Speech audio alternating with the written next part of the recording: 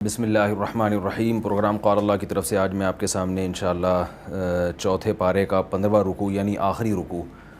اور سورہ نساء کا چوتھا رکوع میں آپ کے سامنے پیش کروں گا۔ پہلے اس کا لفظی ترجمہ اور بہت ہی مختصر سی گرامر ہوگی اور اس کے بعد انشاءاللہ اس کی تفسیر بیان کی جائے گی۔ اعوذ باللہ من الشیطان الرجیم، بسم اللہ الرحمن الرحیم۔ حرمت علیکم امہاتکم وبناتکم واخواتکم وعماتکم وخالاتکم وبنات الاخ وبنات الاخت۔ حرمت حرام کر دی گئی ہیں، فعلت فعل مجہول ہے، پیسو وائس جسے کہتے ہیں، حرام کر دی گئی ہیں تم پر امہاتکم تمہاری مائیں، کی جمع امہات آتی ہے، وبناتکم بنت کی جمع عربی میں بنات آتی ہے، حرام کر دی گئی ہیں تم پر تمہاری بیٹیاں، واخواتکم اختن کی جمع اخوات آتی ہے، تم پر تمہاری بہنیں، وعماتکم عمہ عربی میں کہتے ہیں پھوپھی کو یعنی باپ کی بہن کو، عمات پھوپھیاں اس کی جمع ہے عمات، تمہاری پھوپھیاں، وخالاتکم خالہ یہ ماں کی بہن کو کہتے ہیں جس کو اردو میں بھی خالہ کہتے ہیں اور اس کی جمع خالات آتی ہے، وبنات الاخ اور بھائی کی بیٹیاں یعنی بھتیجیاں، بنات بنت کی جمع، اخ بھائی کو کہتے ہیں، وبنات الاختی اخت بہن کو کہتے ہیں، بنات بیٹیاں، تو بہن کی بیٹیاں یعنی بھانجیاں بھی تم پر حرام ہیں، وامہاتکم اور تمہاری وہ مائیں، اللاتی جنہوں نے ارضعنکم تمہیں دودھ پلایا ہو، ارضاع کا معنی دودھ پلانا، ارضعنا اکرمنا کی طرح ہے، ضربنا سے ملتا جلتا ہے یہ، واخواتکم اور تمہاری بہنیں، من الرضاعہ رضاعت سے یعنی جو رضائی بہنیں ہیں وہ بھی تم پر حرام ہیں، وامہات نسائکم اور تمہاری عورتوں کی مائیں، عورتوں سے مراد بیویاں، تمہاری بیویوں کی مائیں یعنی ساسیں بھی تم پر حرام ہیں، وربائبکم ربیبہ عربی میں کہتے ہیں سوتیلی بیٹی کو، رب سے نکلا ہے یہ لفظ، رب کا معنی پالنے والا، ربیب جس کو پالا جائے یعنی مربوب کے معنی میں ہے، مفعول کے معنی میں، فعیل کا وزن مفعول کے معنی میں بھی آتا ہے، تو ربیبہ وہ بیٹی جس کو پالا جائے، ربائب اس کی جمع آتی ہے، جیسے مساجد مسجد کی جمع ہے تو ایسے ہی ربائب، وربائبکم اور تمہاری بیٹیاں، اللاتی وہ بیٹیاں، فی حجورکم جو تمہاری گودوں میں ہوں، حجر کی جمع حجور آتی ہے، حجر گود کو کہتے ہیں، من نسائکم ان عورتوں سے پیدا ہوئی ہوں، اللاتی وہ عورتیں، دخلتم بہن جن کے ساتھ تم داخل ہو چکے ہو، یہ قرآن کی ایک اصطلاح ہے یعنی قرآن کنائے میں بات کرتا ہے، یعنی تمہاری وہ بیویاں جن سے ہم بستری تم کر چکے ہو، فَإِن لَمْ تَكُونُوا پس اگر تم نہ ہو، دخلتم بہن ان کے ساتھ داخل نہ ہوئے ہو، یعنی ایک میں نے بتایا کنایا ہے، مراد کیا ہے، ہم بستری نہ کی ہو ان کے ساتھ، کیونکہ یہ جماع یا ہم بستری کے الفاظ کو قرآن اشارے میں ذکر کرتا ہے، کنایات میں ذکر کرتا ہے، پس اگر تم ان کے پاس نہیں گئے تھے یا تم ان کے قریب نہیں گئے یعنی ان سے تم نے ہم بستری نہ کی ہو، فلا جناح علیکم تو نہیں ہے کوئی گناہ تم پر، یعنی ان کی بیٹیوں سے نکاح کرنے میں، وحلائل ابنائکم حلیلہ حلیلہ کی جمع حلائل آتی ہے، حلیلہ کہتے ہیں بیوی کو کیونکہ وہ حلال ہو جاتی ہے تو اس لیے اس کو حلیلہ کہا جاتا ہے، حلائل ابنائکم اور تمہارے بیٹوں کی بیویاں، الذین وہ بیٹے، من اصلابکم جو تمہاری صلب سے ہوں، صلب پشت کو کہتے ہیں، اصلاب اس کی جمع آتی ہے یعنی تمہارے حقیقی بیٹے، ان بیٹوں کی بیویاں بھی تم پر حرام ہیں، وَأَن تَجْمَعُوا اور یہ بات بھی حرام ہے کہ تم جمع کرو، بین الاختین دو بہنوں کو کے درمیان یعنی دو بہنوں سے اکٹھا نکاح کرو، الا ما قد سلف ہاں ما وہ چیز قد سلف جو پہلے ہو چکی ہے، جو پہلے ہو چکا ہے اس کو بھول جاؤ، ان اللہ کان غفور الرحیمہ بے شک اللہ تعالیٰ غفور بھی ہے، معاف کرنے والا بھی ہے، رحیمہ اور رحیم بھی ہے، والمحصنات من النساء اور وہ عورتیں بھی تم پر حرام ہیں جو محصنات ہوں یعنی شادی شدہ ہوں، احسان یہ حسن سے نکلا ہے، حسن اصل میں کہتے ہیں قلعے کو، اور احسان یعنی محسن، محسن یہ اس میں مفعول ہے مکرم کی طرح، اس کا معنی قلعے میں آنا یعنی قلعے میں محفوظ ہو جانا، تو یہاں مراد ہے شادی شدہ عورتیں کیونکہ وہ شوہر کی دسترس میں ہوتی ہیں اور وہ محفوظ ہوتی ہیں بنسبت ان عورتوں کے جو ان کی شادی نہیں ہوئی ہوتی، تو اس لیے قرآن کی ایک ٹرم ہے، قرآن احسان کا لفظ کبھی شادی شدہ عورتوں کے لیے بھی استعمال کرتا ہے، کبھی مسلمان عورت کے لیے بھی استعمال کرتا ہے، کیونکہ مسلمان عورت بھی اسلام کی وجہ سے سیو ہو جاتی ہے جہنم کے عذاب سے بھی اور دنیا میں بہت سارے فتنوں سے، تو احسان کا لفظ آزاد عورت کے لیے بھی استعمال کیا گیا ہے قرآن میں ہی، یعنی وہ عورت جو آزاد ہو، غلام اور باندی نہ ہو، کیونکہ غلام اور باندی عورت وہ ظاہر ہے اس طرح سے محفوظ نہیں ہوتی جس طرح سے ایک آزاد عورت محفوظ ہوتی ہے، تو یہ قرآن کا جو محسن کا لفظ ہے اس کو خوب اچھی طرح یاد رکھ لیں کہ یہ شادی شدہ عورتوں کے لیے بھی استعمال ہوا ہے اور آزاد عورتوں کے لیے بھی استعمال ہوا ہے اور مسلمان کے لیے بھی استعمال ہوا ہے. والمحصنات من النساء، اور شادی شدہ عورتیں، الا یعنی ان سے نکاح بھی تمہارے لیے حرام ہے. کوئی عورت کسی کی بیوی ہو تو بھی آپ اس سے نکاح نہیں کر سکتے. الا ما ملکت ایمانکم، ہاں فرمایا وہ عورتیں جن کے تمہارے دائیں ہاتھ جن کے مالک ہیں، یعنی باندیاں. یہ دائیں ہاتھ کا مالک ہونا یہ بھی ملکیت سے کنایا ہے، یعنی جو باندیاں ہیں وہ بغیر نکاح کے بھی حلال ہوتی ہیں، تو وہ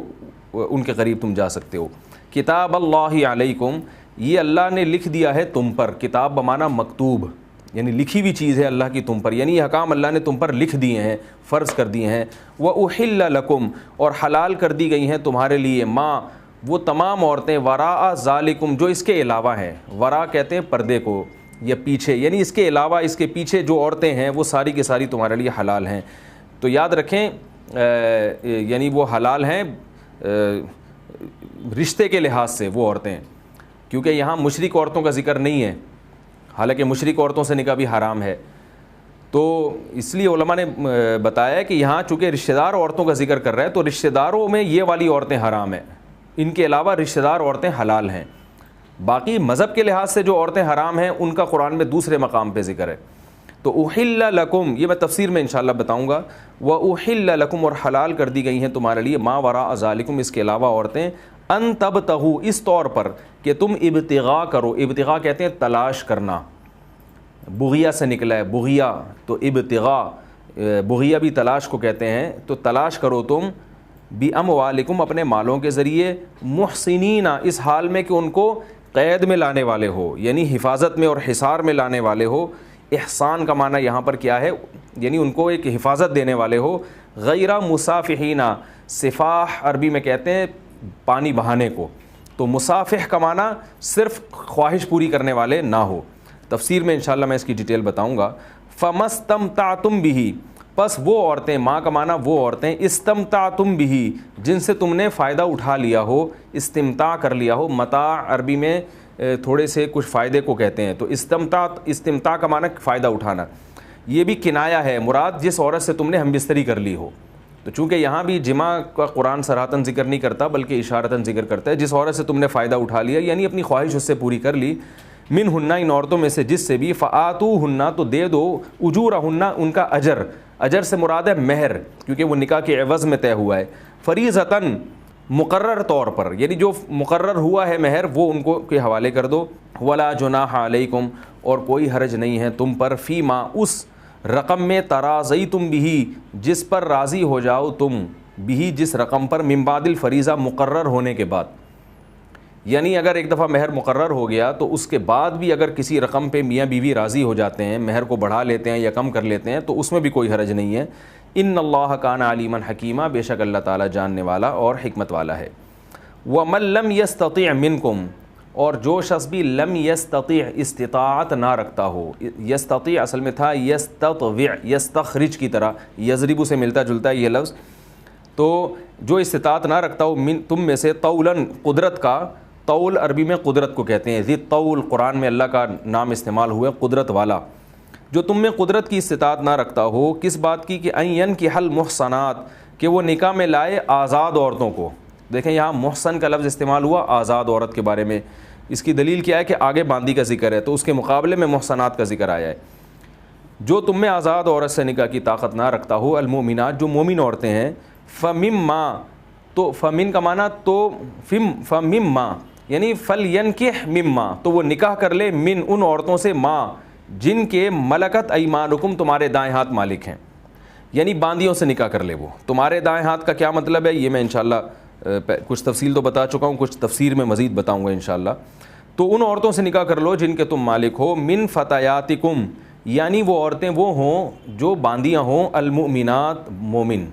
جو مومن باندیاں ہوں. فتیتن کی جمع فتیات آتی ہے. فتیہ فتح عربی میں نوجوان کو کہتے ہیں اور غلام کو بھی کہا جاتا ہے. اور فتات یعنی آگے تائے متحرکہ کے ساتھ، یہ اس کی مؤنث ہے، یعنی نوجوان لڑکی کو بھی کہا جاتا ہے اور باندی کو بھی کہا جاتا ہے. اور فتح کی جمع فتیتن آتی ہے اور فتات کی جمع فتیات آتی ہے. تو یہاں یہی ہے کہ جو نوجوان لڑکیاں مراد باندیاں ہیں یہاں پہ. من فتیاتکم المؤمنات، اپنی مومن باندیوں سے نکاح کر لیا کرو، واللہ اعلم بایمانکم، اور اللہ تمہارے ایمان کو خوب جانتا ہے، بعضکم من بعض، تم سب ایک دوسرے کی جنس میں سے ہو، فانکحوہن، پس ان باندیوں سے نکاح کرو، باذن اہلہن، ان کے اہل سے اجازت لے کے، اہل سے مراد ہے ان کا مولا، ان کا آقا، وآتوہن اجورہن، اور ان کو ان کی اجر دے دیا کرو، یعنی اجرت دے دیا کرو، مراد مہر ہے، بالمعروف، بھلے طریقے سے، محصنات، اس طور پر کہ یہ نکاح میں قید میں آنے والی ہوں، یہ نکاح کی قید میں آنے والی ہوں یہ عورتیں، غیر مصافحات، یہ بھی محض خواہش پوری کرنے والی نہ ہوں، یعنی پانی بہانے کا نیت نہ ہو، ولا متخذات اخدان، اور نہ یہ خفیہ دوستیاں کرنے والی ہوں، خدن عربی میں دوست کو کہتے ہیں، اور اخدان اس کی جمع آتی ہے، اتخاذ کا معنی ٹھہرا لینا، یعنی دوستیاں ٹھہرانا نہ ہو، فَإِذَا أُحْصِنَّ، پس جب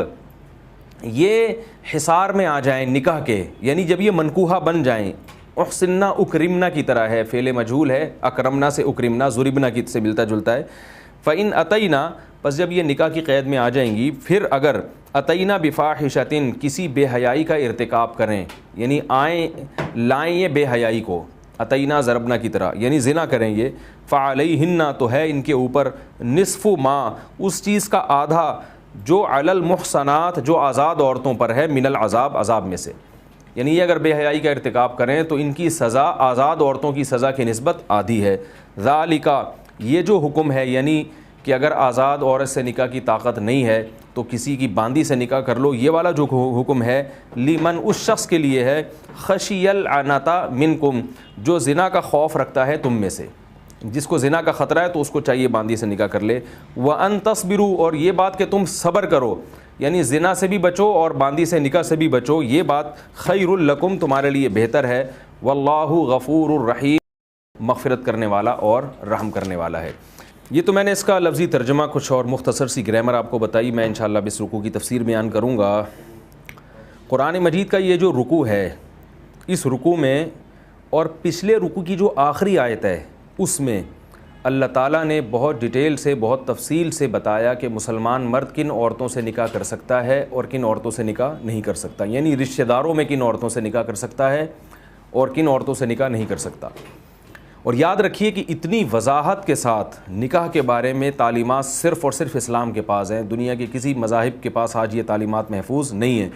تبھی اس بارے میں لوگ بہت زیادہ افراط و تفریط اور بے اعتدالی کا شکار ہیں۔ تو قرآن نے بتا دیا، پچھلے رکوع کی آخری آیت میں دوبارہ ریپیٹ کروں گا، کیونکہ اگرچہ اس کا تعلق پچھلے رکوع سے ہے مگر وہ آج کے ہی جو رکوع ہے اس سے اس کا بہت گہرا تعلق ہے، کیونکہ اس موضوع کی تکمیل جبھی ہوگی جب ہم پچھلے رکوع کی آخری آیت کو اس والے رکوع کے ساتھ ملا کے پڑھیں، اس لیے میں پچھلے رکوع کی آخری آیت سے اس کو شروع کرتا ہوں۔ فرمایا لا تنکحوا ما نکح آباؤکم، ان عورتوں کا بیان شروع کیا جا رہا ہے جن سے نکاح حرام ہے۔ تو سب سے پہلے بیان کیا کہ جن عورتوں سے تمہارے باپ دادا نے نکاح کیا ہو، آباؤکم، تمہارے یعنی باپ کی جمع آبا آتی ہے، تو آبا سے مراد باپ دادا، اس میں نانا بھی داخل ہے، یعنی جو بھی اصول ہیں، کیونکہ نانا کو بھی مجازن باپ کہا جاتا ہے، یعنی جتنے بھی اصول ہیں آپ کے جو اوپر کے لوگ ہیں، ابا ہیں، اس میں دادا ہیں، نانا ہیں، پر نانا ہیں، یہ سب اس میں داخل ہیں، اس پر اجماع ہے۔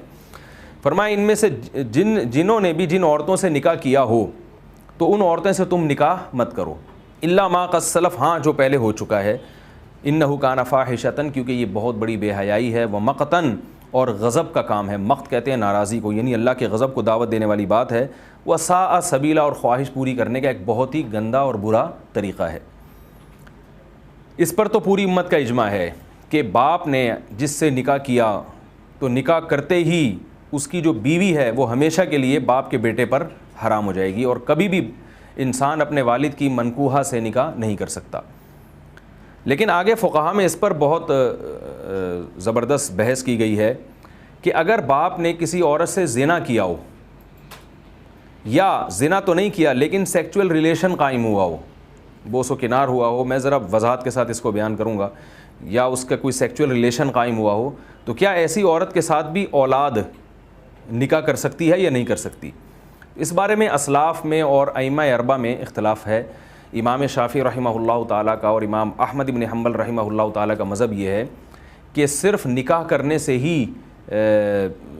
حرمت ثابت ہوتی ہے، اگر باپ نے کسی عورت سے زنا کیا تو پھر بیٹے پر وہ بیوی حرام نہیں ہے۔ اسی طرح آگے قرآن مجید میں اگلی آیت میں فرمایا کہ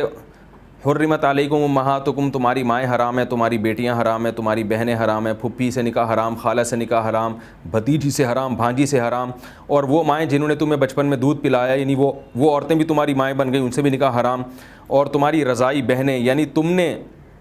کسی عورت کا دودھ پیا تو اس عورت کی جتنی بیٹیاں ہیں وہ بھی تم پہ حرام ہو جائیں گی، یعنی وہ رضائی بہنیں بن جائیں گی۔ آگے فرمایا وہ امہات نسائکم، تمہاری بیوی کی جو ماں ہے وہ بھی تم پہ حرام ہے، جس کو ساس کہا جاتا ہے۔ اسی طرح آگے فرمایا کہ تمہاری وہ سوتیلی بیٹیاں وہ بھی تم پہ حرام ہیں، بشرطے کہ ان کی ماں سے نکاح کے بعد تم نے ہم بستری کر لی ہو۔ اگر ہم بستری نہیں کی ہے تو پھر سوتیلی بیٹی سے نکاح تم کر سکتے ہو۔ یعنی ایک آدمی نے کسی خاتون سے نکاح کیا اور اس عورت کے پہلے شوہر کے ساتھ ایک بیٹی موجود ہے، تو نکاح کرتے ہی یہ بیٹی حرام نہیں ہوگی۔ آپ اس خاتون سے اگر ہم بستری کر لیں گے تو یہ بیٹی ہمیشہ کے لیے حرام ہو جائے گی۔ اگر ہم بستری سے پہلے اس خاتون کو طلاق دے دی تو پھر آپ اس کی بیٹی سے نکاح کر سکتے ہیں، یہ قرآن بتانا چاہ رہا ہے۔ تو یہاں ہمیں کیا پتہ چلا؟ 3 رشتے ایسے ہیں جو سسرالی ہوتے ہیں، مائیں حرام، بیٹیاں حرام، بہنیں حرام، اس میں تو کوئی ڈیٹیل نہیں ہے، سب کو معلوم ہے یہ مسئلہ۔ جو سسرالی رشتے ہیں وہ کیا ہوتے ہیں؟ باپ کی جو بیوی ہے وہ آپ کی سوتیلی ماں ہوتی ہے، اسی طرح آپ کی جو بیوی ہے اس کی جو ماں ہے وہ بھی کیا ہے؟ ساس ہے، جو ماں کے حکم میں آ گئی ہے، قرآن سے پتہ چلتا ہے اس سے نکاح بھی حرام ہو گیا ہے ہمیشہ کے لیے۔ اسی سے پتہ چلتا ہے بہو کے لیے جو سسر ہے وہ بھی ظاہر ہے بالکل وہی رشتہ جو داماد کا ساس کے ساتھ ہوتا ہے وہی بہو کا سسر کے ساتھ ہوتا ہے۔ تو یعنی عورت کے لیے اپنے جو شوہر ہے اس کے والد، عورت کے لیے اپنے شوہر کے والد سے نکاح بھی حرام ہے۔ یہ 3-4 رشتے ہیں، ان کو آپ خوب اچھی طرح سمجھیے۔ اور چوتھا رشتہ ہے بیوی کی بیٹی، جو ستیلی بیٹی کہلاتی ہے۔ یہاں 4 رشتے قرآن نے بیان کیے ہیں کہ ان سے نکاح آپ کے لیے کبھی بھی جائز نہیں ہے، یعنی 3 تو صراحتاً ہے اور ایک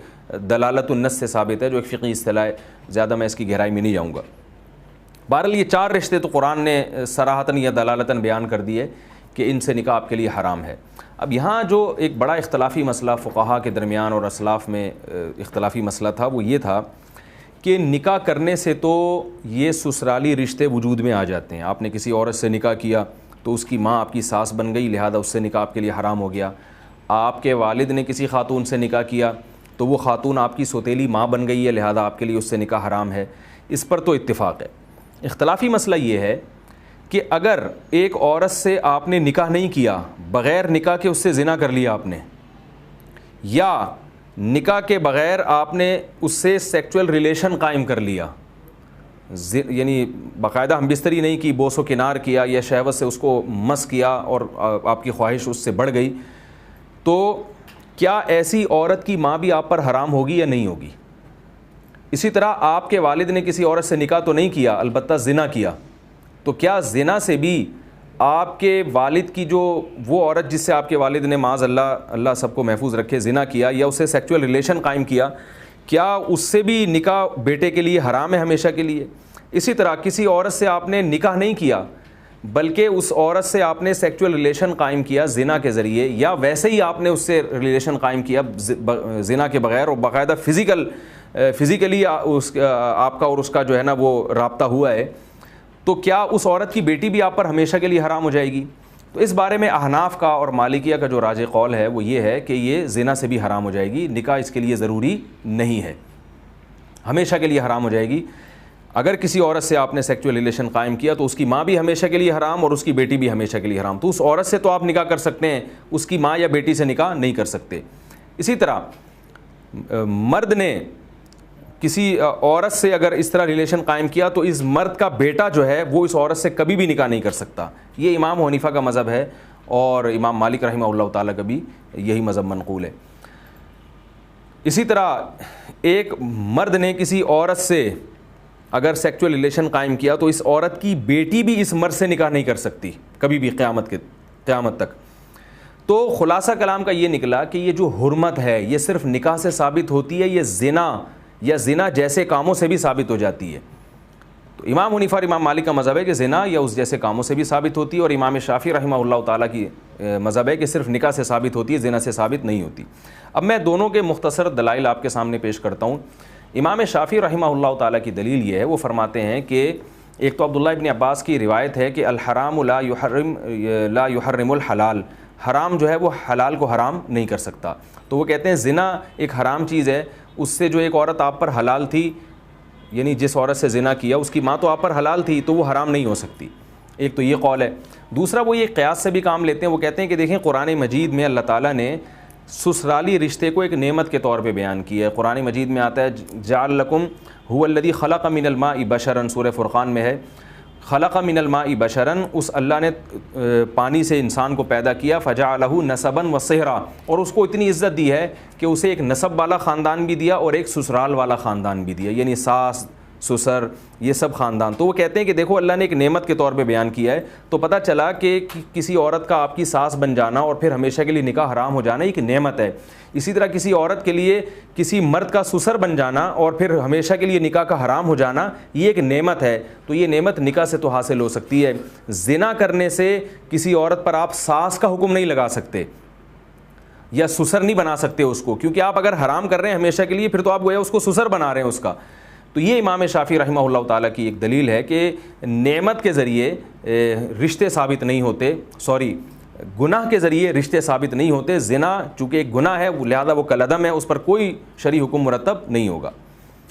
تو امام ابو حنیفہ رحمہ اللہ تعالیٰ اور جو حضرات جو فقہا بھی جو سینکڑوں کی تعداد میں ہیں اور اسلاف میں بھی اس کے قائل بہت سارے لوگ گزرے ہیں، صحابہ میں بھی اس کے قائل گزرے ہیں، وہ یہ کہتے ہیں ان کی دلیل یہ ہے کہ زنا سے یقیناً یہ جو رشتے یقیناً اس اعتبار سے تو ثابت نہیں ہوتے جس اعتبار سے ہم بیان کر رہے ہیں. مثال کے طور پر کوئی عورت آپ کی ساس بن جائے، یہ واقعی ایک نعمت ہے، لیکن ساس کی ڈیفینیشن یہ نہیں ہے کہ وہ آپ پر جو عورت بھی آپ پہ حرام ہوتی ہے وہ ساس ہوتی ہے، بلکہ ساس اسے کہتے ہیں جس کے ساتھ آپ کا رشتہ ہو اور رشتوں کی وجہ سے ایک دوسرے کے ساتھ تعاون ہو، تناصر ہو، اولاد کا ذریعہ ہو. اسی طرح سسر بہو کے درمیان ایک حقیقی رشتہ قائم ہوتا ہے. تو وہ فرماتے ہیں کہ ہم زنا کے ذریعے جو حرمت ثابت کر رہے ہیں وہ حرمت ایک زحمت ہے، وہ نعمت نہیں ہے. اس لیے کہ کوئی حلال عورت کا آپ پر حرام ہو جانا یہ نعمت نہیں ہے بلکہ یہ ایک تنگی ہے. تو زنا کے ذریعے جس عورت سے آپ نے زنا کیا اس کی ماں آپ کے لیے حلال تھی مگر زنا کے بعد حرام ہو جائے، یہ نعمت نہیں ہے بلکہ ایک عذاب ہے. تو زنا کے ذریعے ہم نعمت کو ثابت نہیں کر رہے بلکہ ہم اس کو ایک مشکل میں ڈال رہے ہیں. لہذا اس قیاس جو ہے نا، یہ قیاس امام حنیفہ کی نظر میں درست نہیں ہے. کیونکہ ہم اگر یہ کہہ رہے ہوتے کہ جس عورت سے زنا ہوا تو اس کی ماں کے وہی حکام ہے جو ساس کے حکام ہوتے ہیں، یعنی وہ اس کے ساتھ محبت سے پیش آنا، اس کا ادب احترام کرنا، تو پھر ہم یہ کہتے کہ ہم اس کو ایک نعمت کا ذریعہ بنا رہے ہیں، جبکہ ہم اس کے قائل نہیں ہیں. اس عورت سے صرف نکاح حرام ہوتا ہے لیکن حقیقی معنی میں آپ کی وہ ساس نہیں بنتی، یعنی اس سے وہ رشتہ قائم نہیں ہوتا جس رشتے کو شریعت نے جوڑنے کا حکم دیا ہے. یہ تو قیاس کی روشنی میں امام شافعی رحمہ اللہ تعالیٰ کی دلیل کا جواب ہے. دوسرا قرآن و سنت سے اس کا جواب یہ ہے کہ قرآن مجید میں یہ جو آیت ہے وَلَا تَنْكِحُوا مَا نَكَحَ آبَاؤُكُمْ، کہ جس تمہارے باپ دادا نے جس عورت سے نکاح کیا ہو اس سے نکاح مت کرو. تو نکاح کے لغوی معنی جو ڈکشنری میں معنی ہے وہ وطی کے معنی میں یعنی ہم بستری کے معنی میں بھی اسی طرح ہے جس طرح ایک ایگریمنٹ کے معنی میں ہے. تو نکاح کا جو لفظ ہے عربی لغت میں جہاں ہم بستری کے معنی میں جہاں ایک عقد کے معنی میں استعمال ہوتا ہے کہ ایجاب و قبول کے ذریعے کسی سے نکاح کیا جائے، اسی طرح ہم بستری کے معنی میں بھی استعمال ہوتا ہے. لہذا قرآن کی آیت میں جو ہے یہ صراحت نہیں ہے کہ جس عورت سے نکاح کیا وہی حرام ہے، بلکہ اس کا یہ بھی ترجمہ اسی طرح پورا کیا جا سکتا ہے کہ جس عورت سے تمہارے باپ دادا نے جمع کیا ہو، اپنی خواہش کو پورا کیا ہو، اس عورت سے لا تنکحو تم بھی مت کرو. اور اس پر قرینہ یہ ہے کہ قرآن نے آگے کہا انہ کان فاحشۃ ومقتا، یہ عمل انتہائی درجے کی بےہودگی اور انتہائی غضب کا ذریعہ ہے اور خواہش پوری کرنے کا انتہائی برا طریقہ ہے. تو ظاہر ہے کہ باپ نے جس عورت سے نکاح کیا ہو، بیٹا محض اس سے اگر نکاح کرے گا تو نکاح پر یہ اطلاق نہیں ہوتا. اگر وہ اپنی باپ کی منکوحہ سے جمع کرے گا، ہم بستری کرے گا، تو ہم اس کو یہ وعیدیں سنائیں گے، کیونکہ یہ اپنی خواہش پوری کرنے کا بہت گندا راستہ اس نے اختیار کیا اور بہت ہی غضب کا طریقہ اس نے اختیار کیا ہے. کیونکہ جو عورت آپ کے لیے مقدس بن چکی تھی، جو آپ کے لیے ایک یعنی اس لحاظ سے مقدس تھی کہ آپ کے باپ نے اس سے اپنی خواہش کو پورا کیا ہے، تو بیٹا اس عورت کے جسم کو اس طرح سے نہیں دیکھ سکتا. تو اس سے پتہ چلا کہ وَلَا تَنْكِحُوا کا مطلب کیا ہے کہ جس باپ سے تمہارے باپ نے جس عورت سے اپنی خواہش پوری کی ہو تو لا تنکحوا، تم بھی اس سے ہم بستری نہیں کر سکتے. یہ قرینہ ہے اس پر کہ لا تنکحوا کا مطلب جمع کرنا ہے، اور ما نکح آباؤکم کا مطلب بھی جمع کرنا ہے. اور اگر ہم یہ فرض کر لیتے ہیں کہ یہاں نکاح سے نکاح ہی مراد ہے، جمع مراد نہیں ہے، یعنی باپ نے جس عورت سے باقاعدہ نکاح کیا ہو اس سے بیٹا نکاح نہیں کر سکتا، اگر ہم اس کو اس پر ہی رکھتے ہیں جو ایک عرف میں نکاح کا معنی لیا جاتا ہے، اس آیت کو اسی پر رکھتے ہیں، تو پھر بھی امام حنیفہ کی دلیل یہاں بہت مضبوط ہے. وہ اس طرح سے کہ باپ نے جس عورت سے نکاح کیا وہ عورت حلال ہو گئی. حلال ہو گئی کیا مطلب؟ اس عورت سے ہم بستری جائز ہو گئی. تو ہم بستری کے جائز ہونے سے ہی قرآن حرام کر رہا ہے بیٹے کے لیے اس خاتون سے نکاح. یعنی قرآن یہ کہہ رہا ہے کہ جو عورت ایسی بنی کہ باپ کے لیے، تمہارے باپ کے لیے اس سے ہم بستری جائز ہو گئی تھی، چاہے ہم بستری نہ بھی کی ہو، اس سے تم نکاح نہیں کر سکتے. تو سوچئے کہ جس عورت سے حقیقی معنوں میں باپ نے ہم بستری کر لی ہو اس سے قرآن نکاح کی اجازت کیسے دے سکتا ہے؟ یعنی قرآن باپ کی جو منکوحہ ہے اس سے صرف اس بیس پہ بیٹے کے لیے نکاح کو حرام قرار دے رہا ہے کہ یہ اس سے باپ کے لیے ہم بستری جائز ہو گئی تھی. یعنی حکمن گویا ہم بستری کو قرآن جو ہے نا اس پر حکم کا مدار رکھ رہا ہے. تو سوچئے کہ جس عورت سے باپ نے حقیقی معنوں میں ہم بستری کر لی ہو زنا کے ذریعے، تو اس سے نکاح کی اجازت قرآن کس طرح سے دے گا اولاد کو؟ ایک دلیل تو یہ ہو گئی قرآن و سنت سے. دوسری دلیل کیا ہے کہ یہاں جو قرآن مجید میں اللہ تعالیٰ کے ارشاد ہے وَرَبَائِبُكُمُ اللَّاتِي فِي حُجُورِكُم مِّن نِّسَائِكُمُ اللَّاتِي دَخَلْتُم بِهِنَّ، وہ عورتیں جن سے تم نے نکاح کیا ہو ان کی بیٹی اس وقت حرام ہوگی جب ان عورتوں سے ہم بستری بھی کر لی ہو. تو پتہ یہ چلا کہ قرآن ہم بستری کو یعنی بیوی سے سیکچول ریلیشن کو اہمیت دے رہا ہے کہ ریلیشن کے بعد اس کی بیٹی ہمیشہ کے لیے آپ پر حرام ہو جائے گی. تو اس سے پتہ چلتا ہے کہ سیکچول ریلیشن وہ چیز ہے جو حرمت اور حلت کو ثابت کرتا ہے، کیونکہ اس کو اسلام میں غیرت کے خلاف سمجھا گیا ہے کہ ایک عورت کے بدن سے ایک شخص فائدہ اٹھائے اور اسی کا بیٹا پھر اسی عورت کو استعمال کرے، یا اس کی جو باپ ہے اسی شخص کا باپ اس اپنے جو ایک لحاظ سے اس کی بہو بن چکی تھی اس سے استمتاع کرے، تو یہ غیرت اور حمیت کے خلاف ہے. ایک دلیل تو یہ ہوئی. اجماع امت سے اس کی دلیل یہ بنتی ہے کہ امام شافعی رحمہ اللہ تعالیٰ قرآن مجید کی ان آیتوں کے ظاہر کو دیکھ رہے ہیں کہ یہاں نکاح کا تذکرہ ہے. ہم یہ کہتے ہیں کہ اگر اس آیت کے ظاہر کو دیکھا جائے تو پھر باندی جس سے مولا نے ہم بستری کی ہو تو اس مولا کے باپ کے لیے اس باندی سے ہم بستری جائز ہونی چاہیے، کیونکہ نکاح نہیں ہوا. مثال کے طور پر میں اس کو آسان کر کے سمجھاتا ہوں کہ زید کی ایک باندی ہے، زید نے اس سے سیکچول ریلیشن قائم کیا، پھر زید نے وہ باندی ہبہ کر دی اپنے والد کو، تو حالانکہ نکاح نہیں ہوا، یہ تو باندی ہے، منکوحہ نہیں ہے. اس کے باوجود صحابہ کا اجماع ہے کہ زید کا والد اس کو باندی تو بنا سکتا ہے مگر اس کے قریب نہیں جا سکتا، کیونکہ یہ وہ عورت ہے کہ زید کے بیٹے نے اس عورت کے جسم سے فائدہ اٹھا لیا ہے. تو اب اسلام اس کی قطعاً اجازت نہیں دیتا کہ اس کا باپ بھی اس عورت کے جسم کو دیکھے، اور اس کو امام شافعی رحمہ اللہ تعالیٰ بھی مانتے ہیں. تو ہم یہ کہتے ہیں کہ حالانکہ یہاں بھی نکاح نہیں ہوا، تو پتہ یہ چلا کہ اصل مدار سیکچول ریلیشن پر ہے. نکاح چونکہ اسی ریلیشن کے کوئی جواز کا سبب بنتا ہے، اس لیے بعض جگہ شریعت نے نکاح پر مدار رکھ دی اور بعض دفعہ ہم بستری پر. تو اگر نکاح کے بغیر بھی ہم بستری ہوگی تو اس سے بھی حرمت ثابت ہو جائے گی. اس پر کہنے کے لیے اور بھی بہت کچھ ہے، میں زیادہ دلائل میں نہیں جاؤں گا کیونکہ عوام جو ہے یہ فقہی اصطلاحی چیزوں کو عوام کے لیے سمجھنا بڑا مشکل ہوتا ہے. تو جو اصل بنیاد ہے اس پر احناف کی دلیل ہے وہ یہ ہے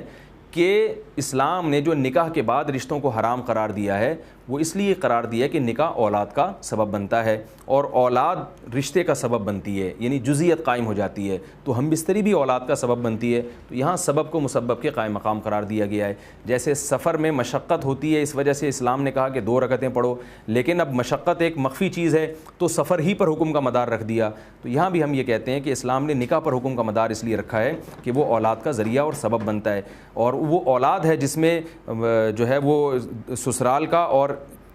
دونوں جانب یعنی جو دونوں رشتے ہیں وہ اولاد میں ان کا بلڈ آ کے مل جاتا ہے تو اس سے رشتہ قائم ہوتا ہے. تو نکاح چونکہ اولاد کا سبب ہے اس لیے حکم کا مدار رکھا. تو ہم کہتے ہیں کسی عورت سے زنا کرنا یہ بھی اولاد کا سبب ہے, چاہے اولاد ہو یا نہ ہو, لیکن جزئیت اس سے بھی بہرحال ثابت ہو جائے گی. اور دوسری بات کہ اگر آپ اس جزئیے کو نہیں مانتے کہ بھئی زنا سے حرمت ثابت نہیں ہوتی, تو ایک بہت بڑا اشکال یہ ہوتا ہے کہ ایک آدمی پھر کسی عورت سے زنا کرتا ہے اور اس سے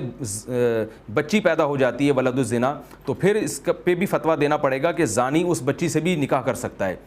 حالانکہ میں سمجھتا ہوں کہ اس پہ کوئی بھی اس کی غیرت مند اس کی اجازت نہیں دے گا. لیکن اگر ہم اس بارے میں ان فقہا کی رائے کو درست مان لیں جو یہ کہتے ہیں کہ زنا سے رشتہ ثابت نہیں ہو سکتا اور حرمت ثابت نہیں ہوتی, تو ان کی بات کو اگر ہم درست مان لیں تو پھر زانی کے لیے اس بیٹی سے نکاح بھی جائز ہونا چاہیے, کیونکہ اس نے جس عورت سے زنا کیا اس سے جب اس کی بیٹی پیدا ہوئی تو پھر ہم یہ مانیں گے کہ ان کا آپس میں کوئی رشتہ نہیں ہے, لہذا یہ نکاح کر سکتے ہیں, جبکہ حقیقت اس کے برخلاف ہے, بالکل غیرت کے خلاف ہے. ہاں وہ رشتہ جو ایک نعمت والا رشتہ ہے جس سے وراثت ملتی ہے, جس سے نسب ملتا ہے, وہ رشتہ بہرحال ثابت نہیں ہوتا, اس کے ہم بھی قائل ہیں. لیکن یہ عورت چونکہ ہے بہرحال اسی کے گوشت پوست کے بنی ہوئی ایک یعنی سائنسی اور طبی لحاظ سے بہرحال یہ اسی کی بیٹی ہے, لہذا اس سے نکاح کی کوئی بھی اجازت کوئی بھی غیرت مند اجازت نہیں دے سکتا اور اس کا تصور بھی نہیں کیا جا سکتا. تو ہم کہتے ہیں جیسے یہاں زنا سے حرمت ثابت ہو رہی ہے, رشتہ اس معنی میں تو رشتہ ثابت نہیں ہو رہا کہ وراثت ملے اور باپ کی طرف سے نسب ملے, کیونکہ زانی کا اس کی جو ولد الزنا بیٹی ہے اس کے ساتھ کوئی رشتہ نہیں ہوتا, نسب والا اور جو وراثت والا رشتہ نہیں ہوتا. لیکن چونکہ بہرحال یہ اس کا جز ہے, اس کے بدن کا ایک حصہ ہے, لہذا نکاح اس کے لیے بالکل حلال نہیں ہوگا. تو ہم کہتے ہیں جیسے اس بیٹی سے نکاح حلال نہیں ہے اپنی جس عورت سے زنا کیا, تو جس عورت سے زنا کیا اس کی ماں سے نکاح بھی اسی وجہ سے حلال نہیں ہے. رہا یہ مسئلہ کہ زنا سے بھی حرمت ثابت ہوتی ہے اور زنا کے دواعی یعنی کسی عورت کو شہوت سے چھو لیا تو اس سے بھی حرمت ثابت ہوتی ہے, یعنی اس عورت کے اصول اور فروع سے, اس کے ماں سے اور بیٹی سے آپ نکاح نہیں کر سکتے. اسی طرح یہ عورت کسی عورت کو کسی مرد نے شہوت سے ہاتھ لگایا ہو تو یہ عورت اب اس مرد کے باپ یا بیٹے سے نکاح نہیں کر سکتی, اور اگر شادی کے بعد ایسا ہوا ہو تو بھی رشتہ حرام ہو جائے گا اور مرد پر لازم ہوگا کہ وہ اپنی بیوی سے علیحدگی اختیار کرے. اس کی دلیل ہمیں عبداللہ بن عمر رضی اللہ تعالیٰ عنہ کی حدیث ملتی ہے. عبداللہ بن عمر رضی اللہ تعالیٰ عنہ کی ایک باندی تھی, آپ نے اس باندی سے جمع کے ارادے سے اس کے قریب گئے اور پھر ارادہ ہوا کہ نہیں میں اس سے جمع نہیں کرتا تو میں اپنے والد کو یہ ہبہ کر دیتا ہوں حضرت عمر کو. تو حضرت عمر رضی اللہ تعالیٰ عنہ نے فرمایا کہ یہ باندی میرے لیے اب حلال نہیں ہے کیونکہ تم اس کے قریب جا چکے. حالانکہ وہ ہم بستری نہیں کی تھی انہوں نے. تو اس سے بھی فقہاء نے استدلال کیا ہے کہ صرف زنا یا ہم بستری ضروری نہیں ہے, بلکہ کسی عورت سے بھی آپ کا سیکچول ریلیشن جسمانی فزیکلی ہوا ہو, صرف دیکھنے کی حد تک نہ ہوا ہو, تو اگر ریلیشن قائم ہو گیا تو اب آپ قیامت تک کے لیے اس کی ماں اور بیٹی آپ پر ہمیشہ کے لیے حرام, اور اس عورت پر اس مرد کی ماں اور بیٹی ہمیشہ کے لیے حرام. یہ دونوں ایک دوسرے کے لیے تو حلال ہوں گے لیکن ان کی اصول اور فروع ایک دوسرے پر ہمیشہ کے لیے حرام ہو جائیں گے. یہ جو میں نے مسئلہ بیان کیا خلاصے کے طور پر آخر میں ایک اہم بات آپ کے سامنے پیش کرتا ہوں کہ اگر کبھی ایسا ہوا ہو کہ کسی عورت کے ساتھ زنا ہو گیا, یا سسر نے معاذ اللہ بہو کے ساتھ زنا کر لیا, یا ساس اور داماد میں زنا کا واقعہ پیش آئے, تو فوراً علیحدگی اختیار کرنی چاہیے. یہ داماد پر اس کی بیٹی ہمیشہ کے لیے حرام ہو جائے گی, اس ساس کی جو بیٹی ہے. اسی طرح سسر اور بہو کے درمیان ایسا ریلیشن قائم ہو گیا تو بھی یہ بہو اپنے شوہر پہ ہمیشہ کے لیے حرام ہو جائے گی. بعض لوگ اس میں یہ پوچھتے ہیں کہ اس بہو کا کیا قصور ہے اگر سسر نے زبردستی کی ہو. تو یاد رکھیے یہ جو رشتے قائم ہوتے ہیں حلت اور حرمت کے, اس میں قصور نہیں دیکھا جاتا بلکہ اس میں علت دیکھی جاتی ہے. یہ ایسا ہی ہے کہ جیسے کوئی شخص 3 طلاقیں اکٹھی اپنی بیوی کو دے دے تو اگرچہ بیوی کا قصور نہیں ہوتا لیکن شریعت کا ایک لاء ہے, قانون ہے, اس لاء کو فالو کرنا پڑے گا. ہاں یہ ضرور ہے کہ چونکہ جن صورتوں میں بیوی کا قصور نہ ہو ان صورتوں میں بیوی کو مہر پورا ملے گا اور مرد کی جہاں غلطی ہوگی اس کو سزا دی جائے گی. اور ویسے بھی اگر ہم اس میں کھلی اجازت دے دیں اور ہم کہتے ہیں کہ حرمت ثابت نہیں ہوتی تو آج کے بے حیائی کے دور میں لوگوں کو ایک ہیلہ بھی مل جائے گا. آج بہت سے لوگ اسی وجہ سے جو سسر ہیں, جو نالائق قسم کے سسر ہیں, شہوت پرست لوگ ہیں, وہ اپنی بہو پہ دسترس کرنے سے اسی لیے بچے رہتے ہیں کہ ہماری بہو جو ہے میرے بیٹے پہ حرام نہ ہو جائے. اگر آج اس کی اجازت دے دی جائے کہ زنا سے حرمت ثابت نہیں ہوتی تو بہت سے گھروں میں بے حیائی کا ایک دروازہ بھی کھل جائے گا. تو سیاست کا تقاضا بھی یہ ہے کہ اسی قول کو اختیار کیا جائے تاکہ گھروں میں ایک پاکیزگی کا ماحول بنے, اور ساس کو بتا دیا جائے کہ وہ داماد سے اگر اس کا سیکچول ریلیشن قائم ہوا تو یہ داماد آپ کی بیٹی کے لیے حرام ہو جائے گا, اور سسر کو بتا دیا جائے کہ اگر آپ کا بہو سے ریلیشن قائم ہوا تو یہ بہو آپ کے بیٹے پر حرام ہو جائے گی اور یہ رشتہ ہمیشہ کے لیے ختم ہو جائے گا. تو اس کا فائدہ یہ بھی ہوگا کہ ایک پاکیزہ معاشرہ وجود میں آئے گا۔ البتہ اگر شہوت کے ساتھ کسی نے مس کیا اپنی ساس کو، یا داماد سسر نے بہو کو مس کیا، زنا کی حد تک بات نہیں پہنچی ہے، شہوت کے ساتھ مس کیا ہے یا بوسہ لیا ہے شہوت کے ساتھ، تو پھر اس مسئلے میں پیچیدگی ہے، یعنی بعض صورتوں میں حرمت ہوتی ہے، بعض میں نہیں ہوتی۔ وہ تفصیل میں یہاں نہیں بیان کر رہا کیونکہ اس میں بہت ٹائم لگے گا اور اس کو سمجھانا بڑا پیچیدہ عمل ہے، اس لیے ایسی صورت میں خود سے فیصلہ نہ کریں، بلکہ کسی بڑے دارالافتاء سے، ملک کے کسی موقر دینی ادارے سے باقاعدہ ریٹن میں فتویٰ حاصل کیا جائے، پوری ڈیٹیل بتا کر کے واقعہ کیا ہوا ہے، تو وہ جو فتویٰ دیں اس فتوے کو فالو کیا جائے، اس میں خود سے فیصلہ نہ کیا جائے، کیونکہ اس میں ایسا علی الاطلاق نہیں ہے کہ بس ہاتھ لگا اور شہوت پیدا ہوئی اور بیوی حرام ہو گئی، بلکہ اس میں کچھ ڈیٹیل ہے، تو وہ ڈیٹیل آپ کسی ماہر مفتی کے سامنے پیش کریں گے، پھر وہ مفتی آپ کو فتویٰ دے گا اس ڈیٹیل کے مطابق کہ وہ یعنی اس واقعے کا جائزہ لے کے بتائے گا آپ کو کہ یہ حرمت ثابت ہوئی ہے یا نہیں ہوئی ہے، خود سے فیصلہ نہ کریں۔ البتہ زنا ہو گیا تو بہرحال حرام ہو گئی۔ یہ انتہائی اختصار کے ساتھ میں نے آپ کے سامنے دلائل بیان کیے ہیں، اس مسئلے پر کہنے کے لیے اور بہت کچھ ہے، مگر اس ایپیسوڈ میں اتنا ٹائم نہیں ہوتا، اور خالصتاً علمی مسئلہ ہے، اس کو سمجھانے کے لیے پھر کافی ٹائم مجھے چاہیے۔ پھر بھی اگر کسی کو اس مسئلے پر اشکال ہو یا صحیح طرح بات سمجھ میں نہ آئی ہو تو وہ جہاں بھی رہتے ہیں وہاں کسی قریبی عالم سے یا کسی بڑے مفتی سے رجوع کر کے اس کی ڈیٹیل پوچھ سکتے ہیں، اور مجھ سے بھی پوچھ سکتے ہیں، جو میری کال ٹائمنگ ہے اس میں اگر کال کی جائے تو میں بھی بتا سکتا ہوں۔ فی الحال میں اس مسئلے کو یہاں تک اتنی تفصیل بیان کرنے کے بعد اب میں اس کی مزید ڈیٹیل آپ کے سامنے پیش نہیں کرتا۔ تو اللہ تعالیٰ نے یہاں رشتے بیان کیے، حرمت علیکم امہاتکم، مائیں حرام ہیں، ماں میں نانی بھی داخل ہے، دادی بھی داخل ہے، وہ بناتکم، بیٹیاں بھی حرام ہیں، بیٹیوں میں پوتیاں بھی داخل ہیں اور نواسیاں بھی داخل ہیں، ان سے بھی کبھی بھی نکاح حلال نہیں ہوتا۔ وہ اخواتکم، اور تمہاری بہنیں جو سگی بہنیں ہیں اور ماں شریک بہنیں اور باپ شریک بہنیں، سب اس میں داخل ہیں۔ وہ عماتکم، جو پھپھی ہیں، وہ عورت بھی داخل ہے جو آپ کی باپ کی سگی بہن ہو، وہ بھی داخل ہے جو آپ کے باپ کی سوتیلی بہن ہو۔ سوتیلی کا مطلب کہ دونوں کے باپ تو ایک ہی ہوں مگر ماں الگ الگ ہوں، یا دونوں کی ماں ایک ہوں مگر باپ الگ الگ ہوں، تو یہ سب اس میں داخل ہیں۔ وہ خالاتکم، ماؤں کی بہنیں، تو ماؤں کی سگی بہنیں بھی داخل ہیں، یعنی ماں کی وہ بہن کہ ماں اور اس بہن کے باپ اور ماں دونوں ایک تھے، یا باپ ایک تھا ماں الگ الگ تھی، یا ماں ایک تھی باپ الگ الگ تھے، تو سب اس میں داخل ہیں، سب بہنیں حرام ہیں۔ وہ بنات الاخی، بھائی کی بیٹیاں بھی حرام، تو اس میں بھائی میں اخ عینی بھی داخل ہے، اخ خیفی بھی، اخ علی بھی۔ اخ عینی کا مطلب وہ بھائی کہ آپ کے اور اس کے ماں باپ ایک ہی ہوں، اور وہ بھائی کہ آپ کے اور اس بھائی کے باپ ایک ہو، ماں الگ الگ ہوں، اور وہ بھائی کے ماں ایک ہو اور باپ الگ الگ ہوں۔ ہر قسم کے بھائیوں کی بیٹیاں آپ پر حرام ہیں۔ یہی تفصیل بہنوں کی بیٹیوں کے بارے میں بھی ہے۔ وَرَبَائِبُكُمُ اللَّاتِي فِي حُجُورِكُمْ، اسی طرح وہ تربیت میں، تمہاری تربیت میں رہنے والی وہ عورتیں جو تمہاری گود میں جو بچیاں پلتی ہوں، من نسائکم اللاتي دخلتم بہن، ان عورتوں سے جن سے تم ہم بستری کر چکے ہو، جس کو سوتیلی بیٹی کہا جاتا ہے، ان عورتوں سے بھی تمہارے لیے نکاح حرام ہے، جس کی تفصیل میں نے بتائی۔ کسی عورت سے اگر صرف نکاح ہوا ہے تو بیٹی حرام نہیں ہوتی، ہم بستری کے بعد بیٹی بھی حرام ہو جاتی ہے۔ اور ہم بستری کا یہاں ذکر ہے تو ہم بستری کے جو دوائی ہیں، یعنی اس کو شہوت سے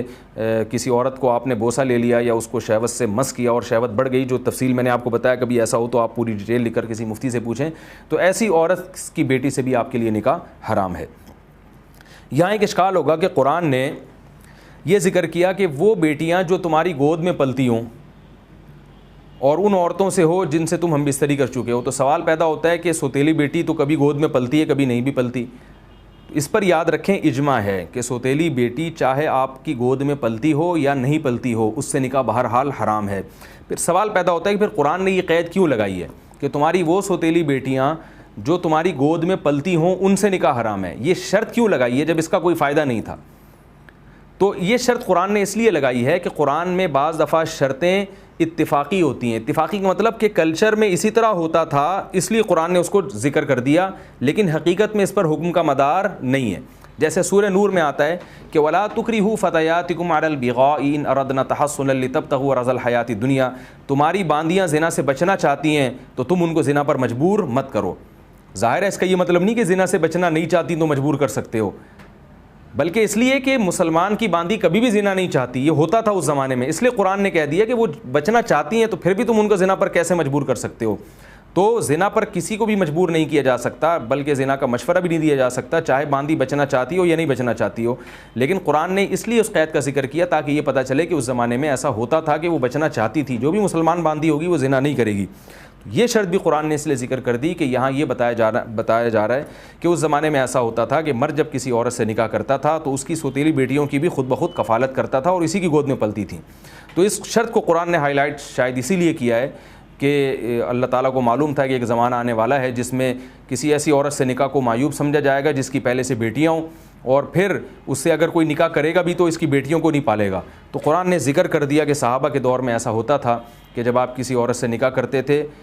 تو یعنی ایسی عورتوں سے نکاح بھی کیا جاتا تھا جن کی پہلے سے بیٹیاں ہوں، اور نہ صرف نکاح کیا جاتا تھا بلکہ ان بیٹیوں کی کفالت بھی کی جاتی تھی۔ تو یہ قید اتفاقی ہے، قرآن نے ہمیں ترغیب دینے کے لیے اس کا تذکرہ کیا تاکہ ہم ایسی عورتوں سے نکاح کو معیوب نہ سمجھیں، نکاح بھی کریں اور ان کی بیٹیوں کو اپنی کفالت میں لے کے پالیں بھی۔ وَحَلَائِلُ أَبْنَائِكُمْ، فرمایا تمہارے بیٹوں کی بیویاں وہ بھی تم پر حرام ہیں، الَّذِينَ مِنْ أَصْلَابِكُمْ، وہ بیٹے جو تمہاری صلب سے ہوں یعنی حقیقی بیٹے ہوں۔ اس سے مراد یہ نہیں کہ جو رضائی بیٹے ہوں گے ان کی بیوی حلال ہے۔ حدیث میں آتا ہے رسول اللہ صلی اللہ علیہ وسلم نے فرمایا یحرم من الرضاعۃ ما یحرم من النسب، نسب سے جو چیز حرام ہوتی ہے رضاعت یعنی دودھ سے بھی وہی چیز حرام ہوتی ہے۔ تو پتہ چلا آپ کا کوئی بیٹا ہو جو نسبی نہ ہو بلکہ دودھ آپ کی بیوی نے کسی لڑکے کو بچپن میں دودھ پلایا تو پھر وہ آپ کا چونکہ رضائی بیٹا بن گیا تو اس کی بیوی سے بھی آپ نکاح نہیں کر سکتے۔ سوال پیدا ہوتا ہے یہاں قرآن نے یہ کیوں کہا کہ تمہارے سلبی اولاد جو ہے جو نسب والی اولاد ہے اس کی بیوی سے نکاح حرام ہے؟ تو یہ اس لیے کہا تاکہ منہ بولا بیٹا اس میں داخل نہ ہو۔ آپ نے کوئی لے پالک اگر رکھا ہو اور اس کو اپنا بیٹا بنا لیا، پھر اس کی کوئی بیوی ہے تو اور وہ لے پالک اس بیوی کو طلاق دے دیتا ہے تو آپ اس سے نکاح کر سکتے ہیں، چونکہ لے پالک کا اسلام میں وہ رشتہ نہیں ہے جو حقیقی بیٹے کا یا رضائی بیٹے کا ہوتا ہے۔ آگے فرمایا وَأَن تَجْمَعُوا بَيْنَ الْأُخْتَيْنِ، اور یہ بات بھی تم پر حرام ہے کہ دو بہنوں کو نکاح میں جمع کرو۔ آپ نے کسی عورت سے نکاح کیا تو جب تک اس عورت کو طلاق نہیں دے دیتے اور اس کی عدت بھی پوری نہیں ہو جاتی آپ اس کی بہن سے نکاح نہیں کر سکتے۔ اسی طرح اگر وہ عورت جو ہے مر نہیں جاتی جب تک آپ اس کی بہن سے نکاح نہیں کر سکتے۔ اور یاد رکھیں اگر آپ نے کسی عورت کو طلاق دی تو فوراً طلاق کے بعد نکاح نہیں کر سکتے اس کی بہن سے جب تک اس عورت کی عدت نہیں پوری ہو جاتی۔ اور حدیث سے یہ بات ثابت ہے کہ جو بھی بہن جو ہے ان کو بھی نکاح میں جمع نہیں کر سکتے اور جو بھی محرم رشتے ہیں ان کو بھی نکاح میں جمع نہیں کر سکتے، یعنی خالہ اور بھانجی کو نکاح میں بھی آپ جمع نہیں کر سکتے چونکہ یہ بھی محرم ہیں رشتے، اور پھوپھی اور بھتیجی کو بھی آپ نکاح میں جمع نہیں کر سکتے۔ تو یہ ایک اصول اور قاعدہ ہے کہ اگر دونوں عورتوں میں سے ایک مرد ہوتا تو اس کا نکاح اس کے لیے حرام ہوتا، تو ایسے رشتے جہاں بھی ہوں گے ان کو جمع نہیں کر سکتے۔ مثلا خالہ اور بھانجی میں دیکھا جائے اگر خالہ مرد ہوتی تو وہ ماموں ہوتی، تو ماموں اور بھانجی کا نکاح جائز نہیں ہے۔ اس طرح بھانجی اگر بیٹا ہوتا یعنی لڑکا ہوتا تو پھر یہ خالہ کے لیے بھتیجا ہوتا، اور بھتیجے اور خالہ کا نکاح آپس میں جائز نہیں۔ تو ایک مرد کے لیے ایسے دو عورتوں کو جمع کرنا بھی جائز نہیں ہے۔ تو اگر کسی عورت سے نکاح کیا ہے تو آپ اس کی بھانجی سے نکاح نہیں کر سکتے جب تک اس عورت کو طلاق نہیں ہو جاتی یا وہ اس کی موت واقع نہیں ہو جاتی۔ کسی عورت سے نکاح کیا تو اس کے بھتیجی سے بھی آپ نکاح نہیں کر سکتے۔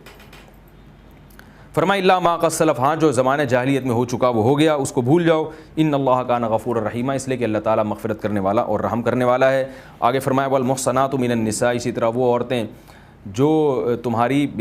جو کسی کی بیویاں ہوں۔ یہ چونکہ اگرچہ یہ اس رکوع کا ایک دوسرا حصہ ہے لیکن یہ اس میں بھی کافی تفصیل ہے، تو انشاءاللہ اس رکوع کے اس بقیہ حصے کو میں اگلے ایپیسوڈ میں تفصیل سے بیان کروں گا، کیونکہ یہ بھی کافی تفصیل طلب ہے۔ اگرچہ یہ پچھلا ہی رکوع ہے اسی کی تکمیل ہے، مگر اس کی تکمیل میں انشاءاللہ اگلے ایپیسوڈ میں کروں گا، کیونکہ اس میں بھی کافی ڈیٹیل ہے اور یہ کافی تفصیل طلب ہے۔ اللہ تعالیٰ سے دعا ہے کہ اللہ تعالیٰ ہمیں سمجھنے کی، عمل کرنے کی توفیق عطا فرمائے۔ وما علینا الا البلاغ۔